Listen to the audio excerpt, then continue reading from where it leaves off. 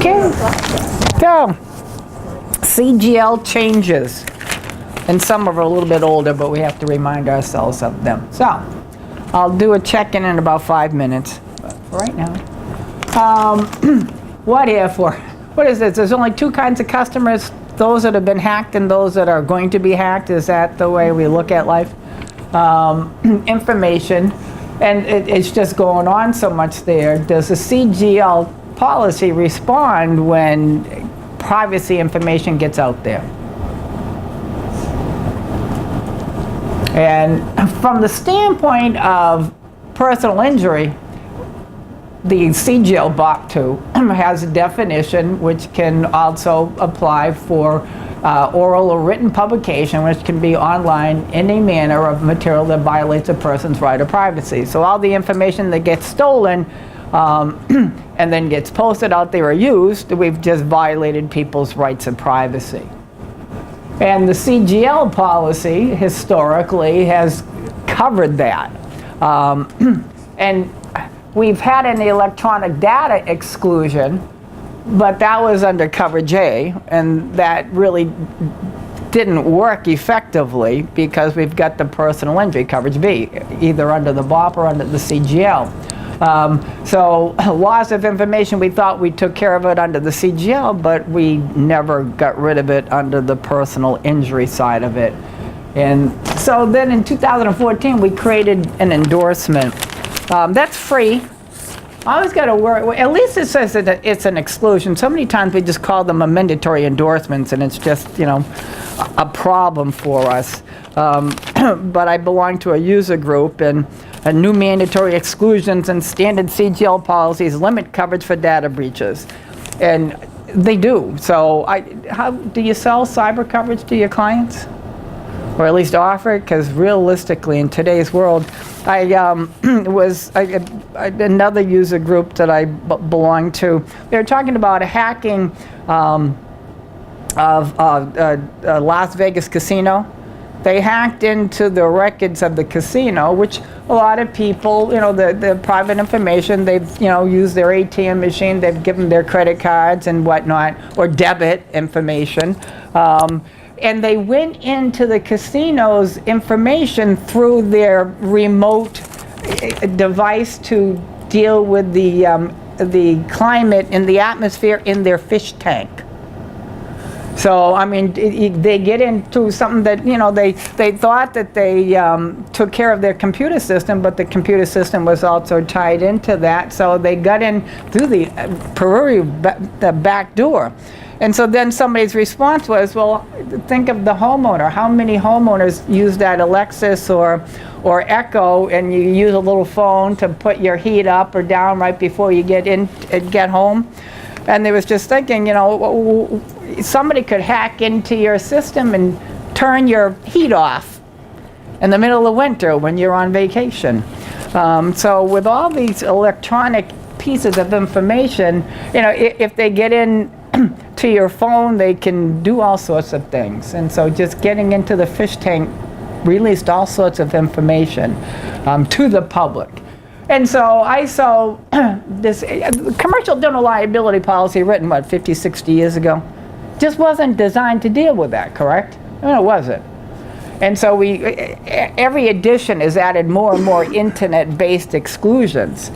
And now they finally, you know, 2013 is the latest CGL policy, and it still ended up through personal injury paying for loss of private information. So I would imagine both BOP and CGL, if the company is renewing since 2014, have added this endorsement for free.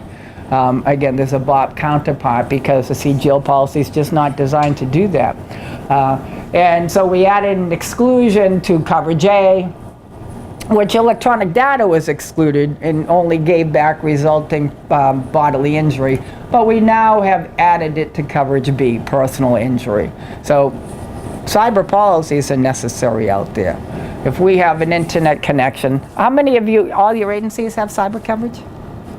Just checking, just want to make sure. So it's there and it's free. So prior to this endorsement, release of information could have gotten out. and be covered. But now with this, we're excluding damages, and we want to make sure that we're not covering anything. Damages arise out of. So how much does it cost if your insured gets hacked? What are their requirements now? Notification.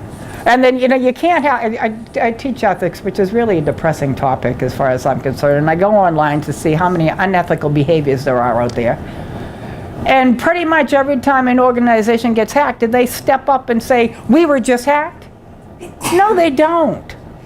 They hold off and, bless you, and try not to have to do anything. I mean, was it Facebook that paid the hackers not to say anything? Oh, and Leo says, I've got to do a check-in for the online people. So, nope, that's not the right piece of information. Oh, what did I do with it, Leo? Crap. Okay. I canceled it out by mistake. Where did you go? Well, this is a lull. This is like when you listen to the radio and the sound goes off. Okay.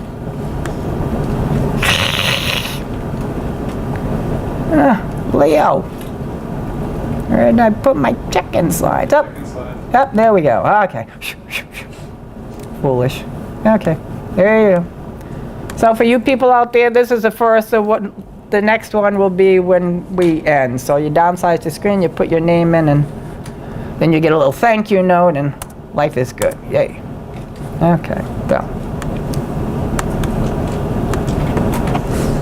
So they are required by law to notify, and a lot of businesses don't want to because it costs a lot of money.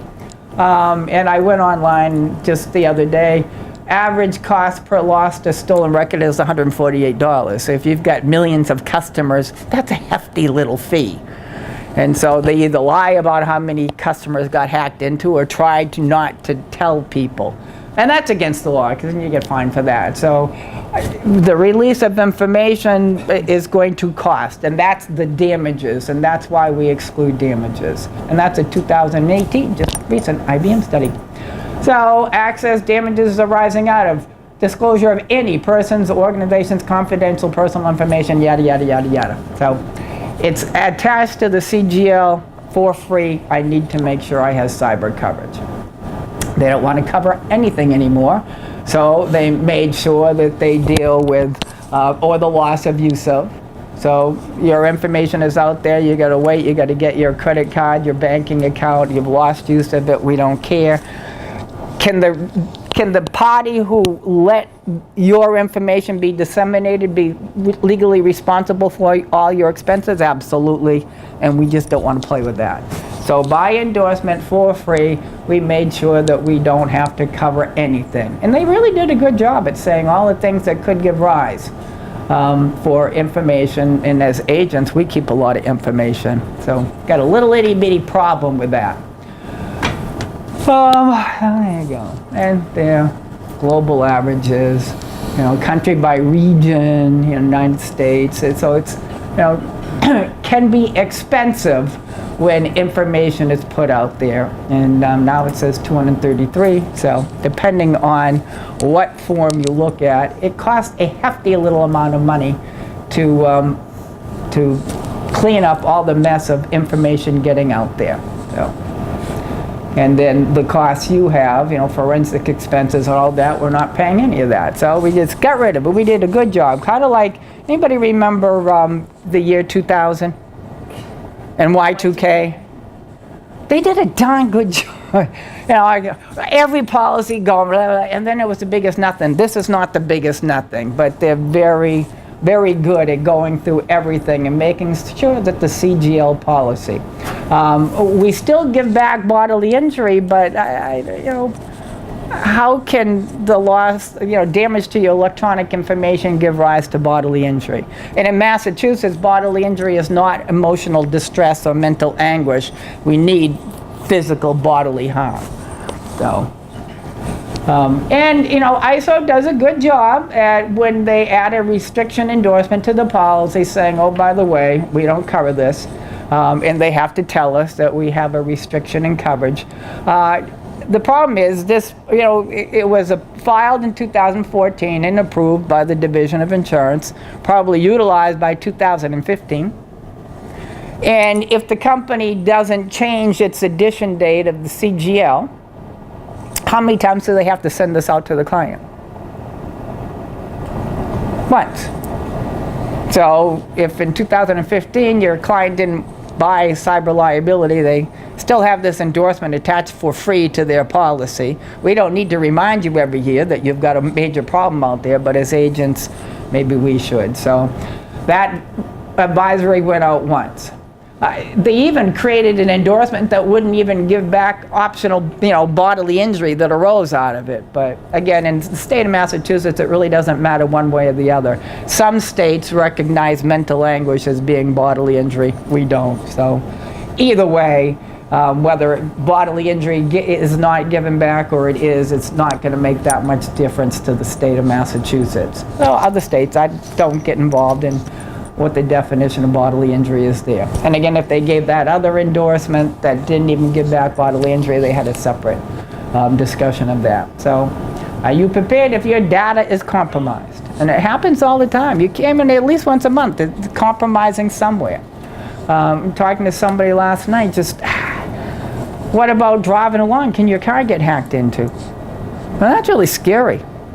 But I know I'm not going to get involved in that echo thing to let people get involved in my my home. I have enough problems.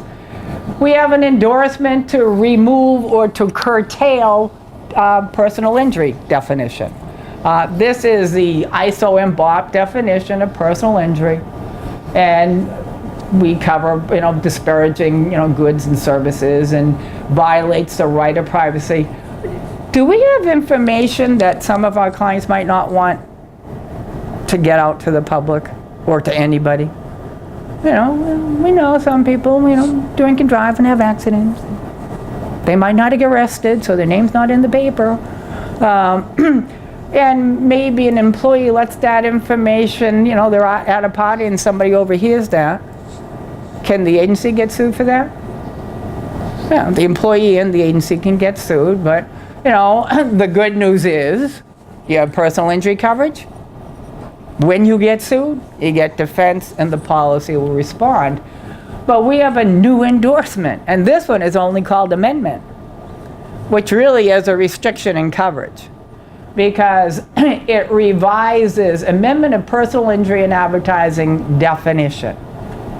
And it takes that definition that is 1, 2, 3, 4, 5, 6, 7 things and removes one of them. And guess which one it removes?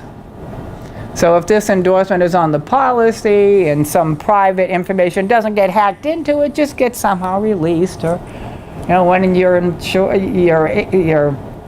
employees or any of your clients' employees just happens to say something and somebody else overhears it, and then that somebody else posts this on Facebook because they overheard this. Could that happen? You don't have coverage for that anymore. So this endorsement is not our friend. It's free. It's just another free endorsement that, all these free things that take away coverage, but again, it would have to go with a discussion of what we just lost. But so my right to be let alone and my right to have information that you needed to know in doctors' offices and things that just shouldn't got out there, I'm going to sue you, and are you going to have coverage for that? So what happens in the agency stays in the agency. What happens in Vegas stays in the Vegas. And we talked on the commercial property that aircraft is not covered under CP, neither would drones be. They have an endorsement to give back drone coverage for the damage to the drones and the corresponding loss of business income, assuming you have business income on your policy. But if you're using a drone in your business, could it malfunction and do a nosedive into somebody? Yeah, it could. And do we cover that under the commercial general liability policy? No, we don't. We do cover it in personal lines, but we don't cover it in commercial lines. We have an exclusion under the CGL and the policy, aircraft, auto, watercraft. And we just say if it's owned or, operated, rented, or loaned to any insured, there is no coverage. And there is no give back. The homeowner's policy gives back coverage for models or hobbies, and they're not designed to carry people or property. We don't give that back. So is a drone by definition an aircraft? It is. So drones are not covered. Just recently, an article, I get all sorts of insurance newsletters. Drones and wildfires don't mix. You think? But, people, they're trying to see what's going on out there, and airplanes are still flying, and there's collisions, and from what the activity is, we've seen what happens when birds hit airplanes. But when a drone hits an airplane, it's going to do a whole lot more damage. So if nothing else, and I didn't put it on the slide, there is an app that if our insureds have drones, whether they've covered them or not, they might want to get this app. It's B as in B, 4, the number 4, you fly. Before you fly, it's an app. And if you're going to be using a drone, you can look on your app to see if there's any current restrictions for that area for being able to use a drone in that particular area. It's free, so I thought it was kind of interesting. And there's a whole PDF on what it will do for you. Now, our insured's response, there is no mass law regarding drone usage at this point in time, but there is federal aviation laws. As an agent, I'm not responsible for that, unless, of course, I have a drone in my agency and I'm using them. Our insureds are responsible for knowing that. But I am responsible for talking to my clients periodically and finding out how their operations are changing and businesses are engaging in drones. And the exclusion applies. The good news is at this point in time, the CGL in the BOB excludes owned, rented, borrowed, but could I get involved with a business and I signed a contract assuming responsibility for what happens at the job site on behalf of somebody else? And this somebody else, this other contractor, has a drone and it gives rise to bodily injury or property damage to somebody else. The good news is there is currently an exception under my commercial general liability policy. I'm not renting it, I'm not operating it, I don't own it, but the exclusion does not apply to liability assumed under any insured contract, which I have, if I haven't messed around with that definition. It's whenever I get involved in a contract assuming the tort liability of others for BI and PD to a third party. So if I insure the little guy, they're always assuming liability, correct? Because that's the way we go. We pass down responsibility to the person least likely to be able to afford it. But I do have coverage for that currently until there's an endorsement on the policy that takes it away. So monitoring construction sites, a lot of big businesses do that. So I'm working for Suffolk County and they have drones seeing what's going on at the job sites. I've held them harmless for all injury. Good news, if injury arises out of the use of a drone, I could be covered for that. So it gives you some ideas of other uses. If it's mine, I'm not, but independent contractors, I would be. And certainly, drones, in addition to causing bodily injury or property damage. In fact, the reason why the homeowner's policy gave back coverage for models or hobbies was decades ago. An electric airplane, helicopter airplane was used and it nosedived into somebody's greenhouse. And at the time, that wasn't covered under the homeowner's policy because the definition just said something, that goes in the air. We gave back coverage for models or hobbies. We never did here. And certainly, what's that little thing right there? Camera. I mean, I'm not just flying the drones just for the heck of it. I'm using them to see what's going on. And I'm using it in my business to see how the construction site is. But as it's flying over there, before it gets to the construction site, could it look down and there's a little swimming pool. And there's a few people sunbathing near the swimming pool. And they were doing it without virtue of clothes. And so now I have this, and I videoed it, and I don't think anything of it, but one of my employees thinks it's interesting, and they post that on Facebook saying what they saw. Somebody else sees it and says, boy, that looks like somebody I know. And therefore they then, can I get sued that arise out of that? Yeah. The good news is, from a personal injury standpoint, I do have coverage for that under my commercial general liability policy. There are exclusions, knowingly violating rights of others. So if I post, as the employer, do I necessarily know what my employees are doing at all times? And so therefore, a good lawyer sues who? We find out who is operating the drone, and I'm the employer of the operator. We both get sued. Whether the employee is insured or not will depend on whether they knowingly knew they were violating. But as the employer, I'm not, so I could have coverage for that. And again, the employee might have to get around the criminal acts. As the employer, I should still have coverage unless I directed them to post that information. So there can be a little personal injury coverage. We have a privacy statute. It's not criminal, but now we have an endorsement exclusion unmanned aircraft. So it takes the coverage the way we have it and removes it entirely, and it's free. So unmanned aircraft, now we won't have any coverage under personal injury or bodily injury, and we've taken away under coverage A the ability to even have insured contract coverage. So it's a complete exclusion. Right now, CGL covers me if I've assumed responsibility on behalf of others and it's not my drone and it causes injury. This endorsement takes that away. So there's absolutely nothing. And we define unmanned aircraft as. And so contractors, so what you had is gone. And then we also throw in, oh, by the way, any release of information by use of this drone, not going to be covered.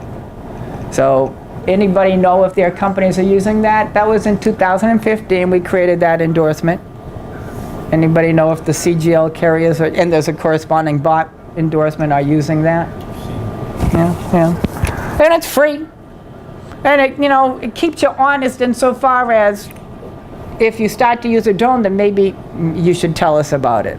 But the sad part is it took away coverage from that insured contract. I mean, it's just one more thing. When my insured gets involved in working for somebody else, they sign a contract that pretty much assumes responsibility for all BI and PD. And pretty much, I can't give them back everything, because if they assume responsibility for pollution, well, you get a pollution exclusion. If they assume responsibility for other things, so there's just one more in a long line of things that if there's injury that results, they're not going to have coverage for. It might be an insured contract, but we took that coverage away. And I have to make sure that if there's any release of information, and again, there is no insured contract coverage for personal injury, but I had coverage for that if my employees found out information and posted or told somebody. Now I've got nothing. So when the company attached it, they had to send out, this is the way it is, suck it up, buttercup, you're now no longer covered. And I just hope when our insureds, get involved in new operations, they let us know. And there's pretty much no way I'm going to be able to, if this endorsement's on the policy, then when they get involved in an insured contract, I've got a problem.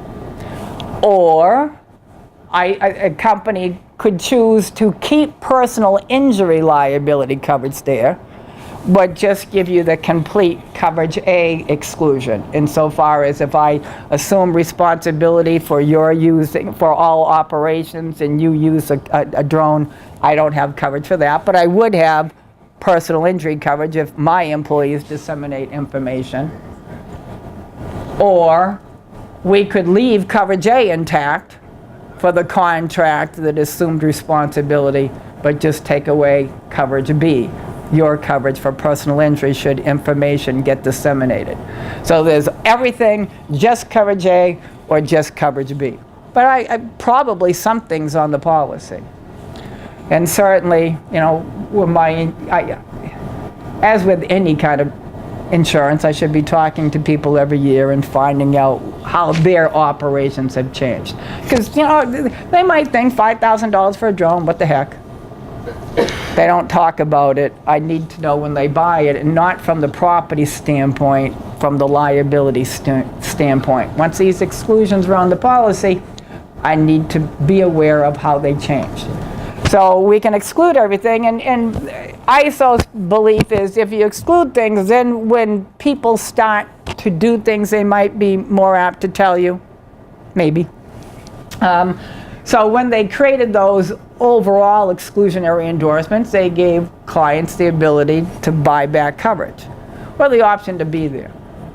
Does any company offer these endorsements, the buyback? So, it's up to the company. And you'd have to, describe what kind of aircraft it is, what exactly the thing is. And you have to describe the operation, so what are you going to use it for? Which means pretty much if you use it for a different operation, you could be problematic, but realtors and construction and insurance and whatnot could certainly utilize it, and then we would describe it, and life is good. This gives us the ability to say it could have its own separate aggregate. It doesn't have to be that way. The CGL policy has a general aggregate and a products aggregate. It could have a separate BI or PD arising out of unmanned aircraft aggregate or not. If not, then it would just, it's a general aggregate type of thing, bodily injury or property damage that arises out of operations. If nothing is there, then claims would just revert back to the general aggregate. If something is there, is it a smaller limit, which I'm sure it probably is. So that is up to the company and or the client, but probably up to the company. So at least now, we give back coverage. The exclusion does not apply to described unmanned aircraft. So what you have, you've told us about it, and now the operations of it giving rise to BI and PD to others, we'll give you coverage for. Coverage B will be like the endorsement that excludes all privacy issues that arise from an unmanned aircraft, except these particular ones. So again, we can give back coverage for our insured's use of drones in the course of their business. So if they're doing it, I either want to modify their CGL or find a specialty market for them out there. I'm sure there's a specialty market, because there always is, but it wouldn't be just as easy to have everything through the general liability policy. So it is an option. That doesn't mean we have to necessarily sell it to you. So the endorsement's designed to do three things. It leaves the coverage intact for it's not my drone, but I signed a contract accepting responsibility for the actions of somebody else, so I get that coverage back. It pretty much says if I am using them, if it's not scheduled, it's not covered. And the same thing for personal injury and advertising injury. So I can cover it if the company will allow me to. And life can go on. Okay, and this is the discussion in the endorsement. It's like 6 pages long. It does have some excluded activities, and one of them is delivery. So it wasn't that something that Amazon was looking at, having delivery by drones. That's just what I want to see in the streets of Boston, this thing come flying at me. This endorsement does not buy back the delivery activity. Other activities, yes, but not delivery. But with this endorsement, I can have some coverage.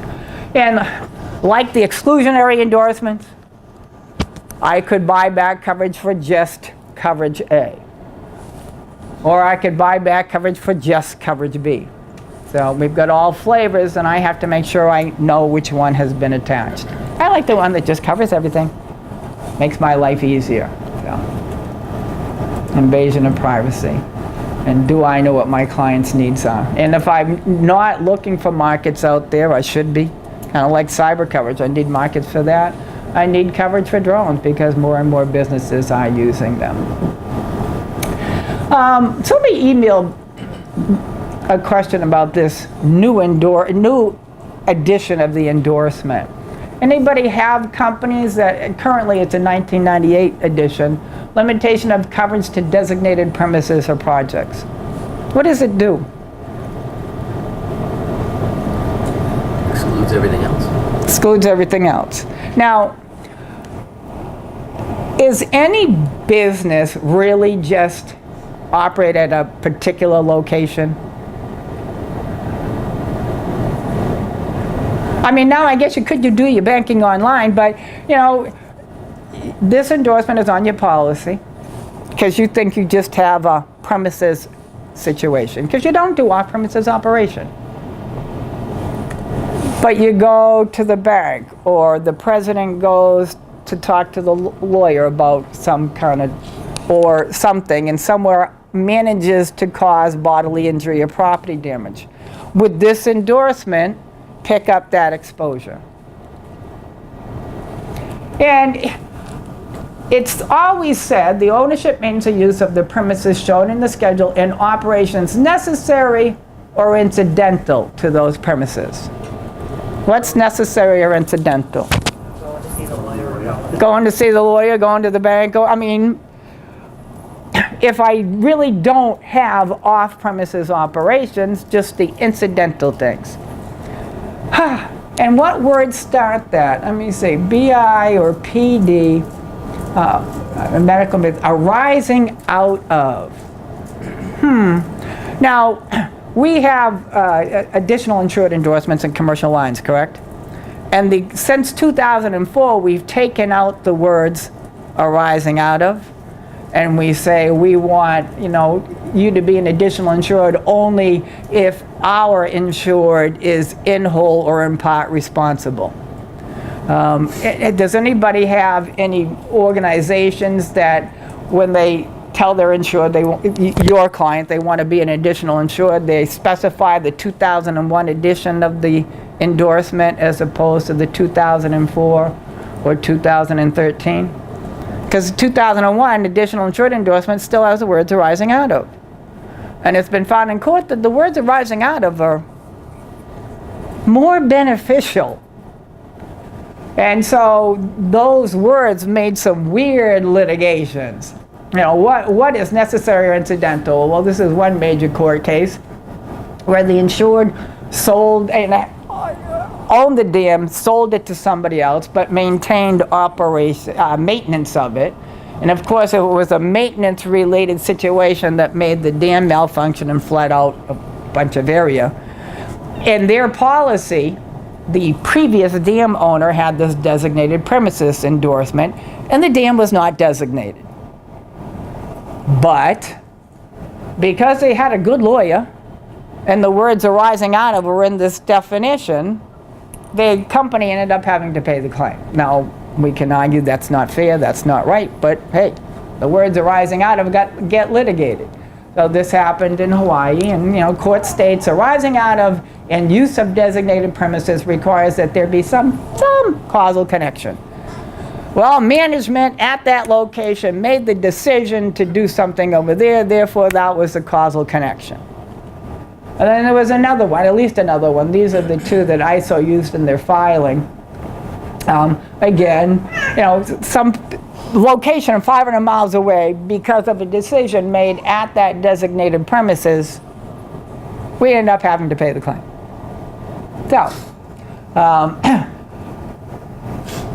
they decided that arising out of in incidental, just we don't want to play with this anymore. So what does incidental mean? Did I need a meeting of the minds with the underwriter? Because number one, if that claim happened while the president of the organization was elsewhere, could that at least send out a reservation of rights letter, and we're going to decide what incidental means arising out of.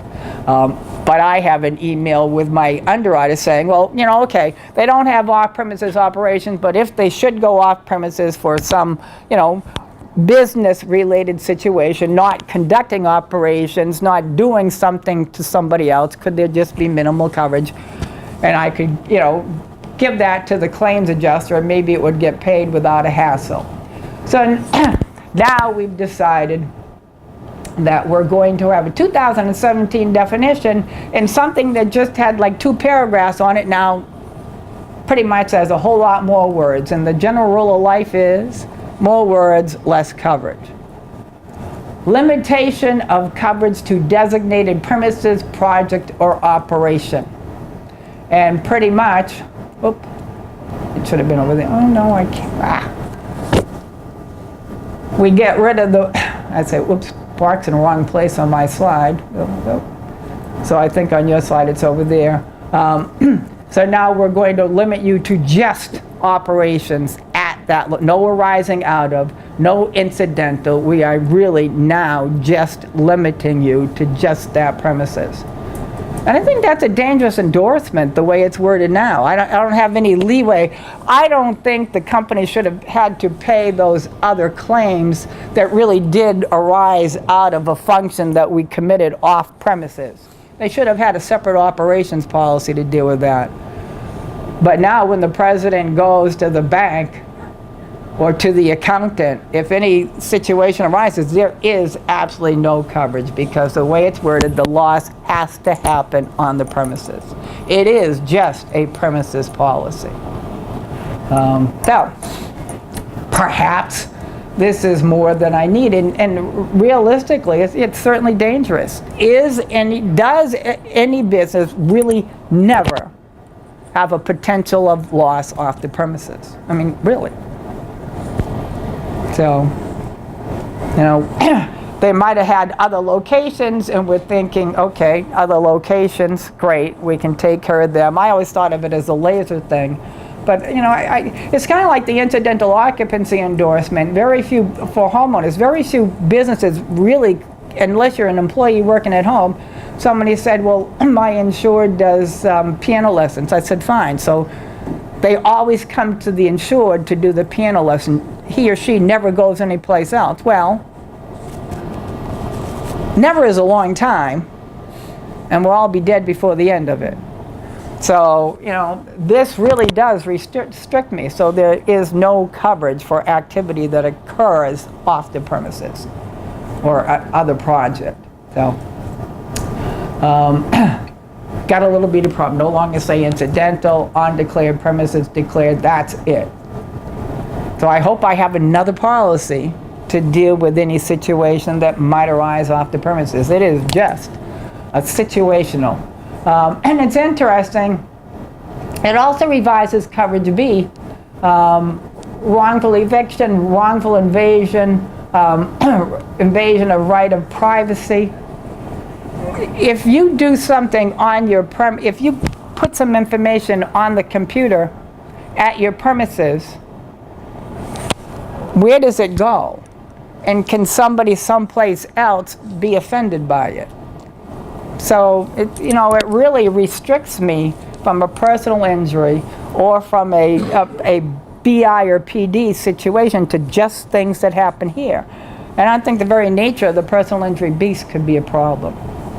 So if there is a location that we don't like, great, maybe that location could be restricted. But if I'm a business that does anything or has other locations, I need a real policy undisturbed by this. It's just has gotten, we throw the baby out with the bathwater. We did that going from the HO 91 to the HO 2000, and then added back a little bit of coverage with the HO 2011. So the offense must arise out of your business performed on the committed site. So it's a dangerous definition, and it's a dangerous endorsement, and it's free, and there is a BOP counterpart.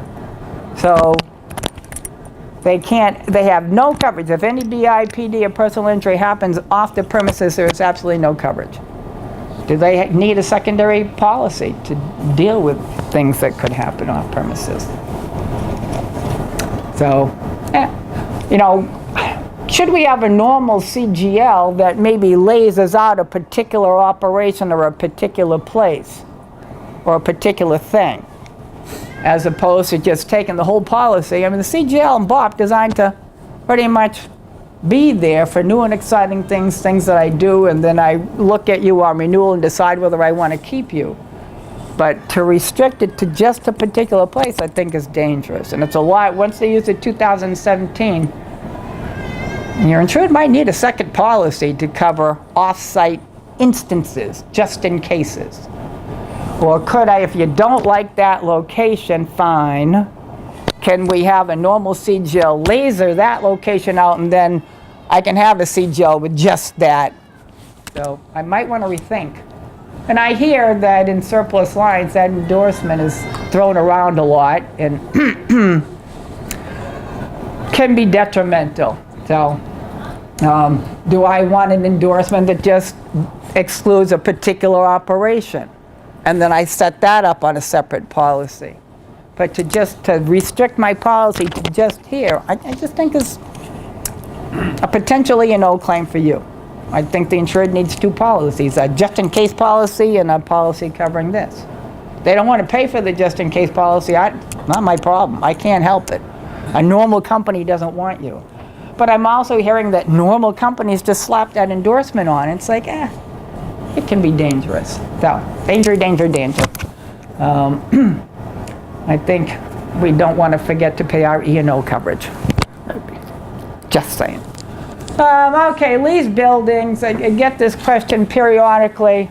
I own the building and I lease it, and maybe part of the organization I lease it to is another operation that I conduct, but it's a different business. So you have the owner, that's one legal entity, and the occupants that are other legal entities. And the owner is cheap. So you're leasing the entire building. I want you to provide me with insurance. I want, to be an additional insured on your policy. I don't want to buy a premises liability policy. Is that a good idea? And it's not. There ain't nothing like having your own insurance. So there's a counterpart to this. There is an additional insured managers or lessors of premises, yes. I can get a certificate of insurance and saying that this endorsement is on your policy. And I want this anyways. I want you to do this. But this shouldn't be a reason for me not to have my own OL&T, my own premises liability. It really shouldn't. Well, I'm Irene, and that business is really a derivative of me, yeah, but the business is a separate legal entity. And as Irene, you have a separate legal entity status, and you can be doing things that have nothing to do with that and get sued and not have coverage out of this endorsement. You need your own coverage. Liability arising out of, I like those words, even in 2013, but the insurance does not apply to any structural alteration. So I'm the landlord and I'm having a new roof put on. And somebody gets injured when that roof is being put on. Is a new roof a structural alteration? Could be. Somebody gets injured. Will this endorsement naming me on your policy cover me? And it says, no, it won't. No, it won't. I need my own general liability coverage. I can make you buy property coverage. I can, through the lease, make you deal with it, but I should still buy my own liability coverage because I don't get sole fault coverage for everything that can arise. And for any stuff done, new construction, demolition, structural alterations, I lose insured status, or I don't have insured status. So my feeling is, good, be added as an additional insurer, but that should not stop you from buying your own liability coverage. Make them pay for it, I don't care, but you need your own policy.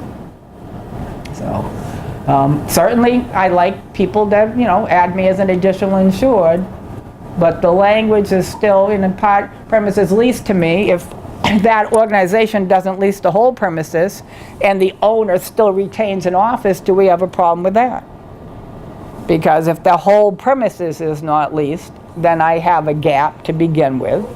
And even still, I have those restrictions right there. So, good endorsement, why not ask? But buy your own policy. So it's not perfect. I'm going to suggest you buy a separate policy. You don't want to buy it? Here, sign here. I can lead a horse to water, and I might want to shove their head in the trough, but I can't do it. But, I've got to guard myself from errors and omissions, so, hey, doesn't give sole negligence. Additional insured, you're insured. ABC Retail opens a new store and rents a lighted sign to place an advertisement near the roadway. The sign company has been asked to be added as an additional insured. Which endorsement should be used to accomplish this? There's a couple of options. CG 2010, CG 2033. If your insured already has CG 2033, is that endorsement sufficient? That's the automatic additional insured, which we like to call the blanket, which it's not because it doesn't say that. But, or there's the specified contract, specified entity. How many of you actually, not that you want to, but do look at contracts you're insured signs? Do some contracts say they want to be specified additional insureds? And then, what should my insured do? Specify them. You know, I had an agent say, well, they get the CG 2033, do they really have to do this? I said, well, I don't know. The contract says they should. I'm not, as an agent, going to say it's the same thing because it's not. And I get two different endorsement numbers. And I'm looking at the 2013, but the issue is the same, whether it's the 2004, the 2001, or the 1985. Anybody still see a contract where they ask for the 1985 owner's contract additional insured endorsement? I'm glad they get over that. But so all of these are premises operations only, which is fine. You figure, you know, from the sign standpoint. And the new changes, no broader than the law allows, but it's just, you know, how do they differ? And to see the automatic additional insured, if there's a contract or agreement signed, okay, there was. But if the contract asks for a specific endorsement and your insured doesn't give it to them, are they in violation of the contract? And the problem is, in some situations, not necessarily this one, if the organization wants a certificate of insurance, do they sometimes want to see what endorsements are on the policy?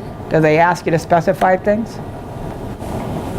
So if they ask for CG 2010, I can't put that on there unless the insured has what? CG 2010. Because since April of 2015, we've had a thou shalt not lie and a certificate law in the state of Massachusetts. Just in case. So CG 2033, automatic additional insured, I have a contract with those. So the sign company and the owner, great. You got a signed contract. You automatically become an additional insured. Yay. For how long? Till the sign's put up and we're done. Once operations are over, we're done. The CG 2010, CG 2038 is another option. Have you seen this one? That's because it's a good deal for our insureds. And ISO recognized a few years ago, few court cases, do we have little guys that sign contracts with the GC who also signed contracts with the developer? And the GC said, anybody that I have held harmless and assumed responsibility for, you have to do the same thing too, correct? And so I have the CG 2033 on my policy. I'm the little guy. I signed a contract with the GC, who then had the developer and a couple other entities. When something happens, does my additional insured endorsement find insured status for the developer and the other entities that the GC signed a contract with? And the contract I signed said, I am assuming responsibility for every party. Does the CG 2033 do that for me? And in a couple of court cases, it was determined no. That the CG 2033, the way it's worded, only covers and it says it on the name of it, not that that matters in life, but it says, required in construction, automatic status when required in construction agreement with you.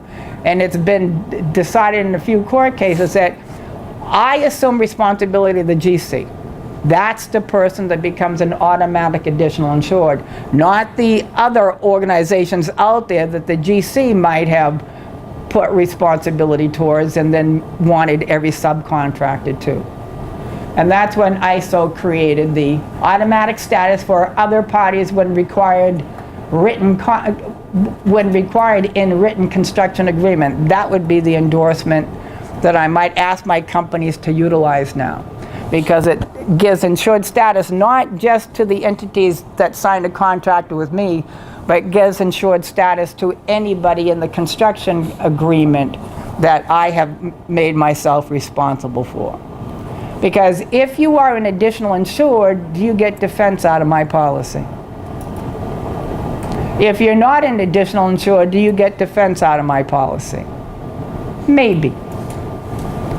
You get defense in addition to my policy limits if you follow all the requirements that are discussed in the CGL and you say, forget that. Otherwise, defense of you, if the contract required it, is going to reduce my limit of insurance. So this endorsement is really safer for my client. This one's been around forever. It's got a bunch of different addition dates. But the CG 2038 is really better for my client because everybody in the construction agreement that they are responsible for becomes insureds. And when we deal with construction agreements, we know that the completed operations endorsement is separate. If I'm supposed to hold you harmless for completed operations, then I need a separate endorsement for that, because neither the CG 2033, the CG 2010, nor the CG 2038 do anything other than premises operations. Do my insureds quite often need additional insured status for things that happen after their operations are done? How long is that usually required? It's interesting.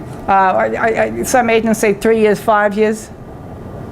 Where in Massachusetts we have something called the statute of repose that says 6 years, but if they only require 3, that's fine. I'll do it for 3. But I need, to make sure, do they need this endorsement too? What is the additional insured requirement? Well, I'm not happy. Nope. I'm only a few minutes. Any questions? And don't go away. I've memorized you. Okay. Well, then I'll do my last little thingy. And you all can go into the trade fair early.